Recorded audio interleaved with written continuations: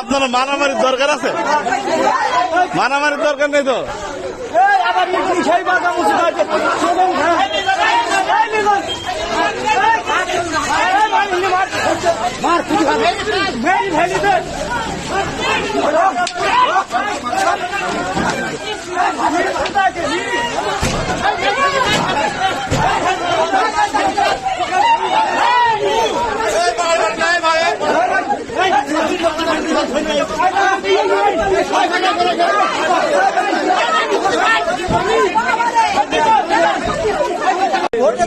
Vote কেমন হয়েছে বলেন? ভোট আলহামদুলিল্লাহ খুব ভালো হয়েছে, আমাদের গ্রাম কোনো গন্ডগোল নাই।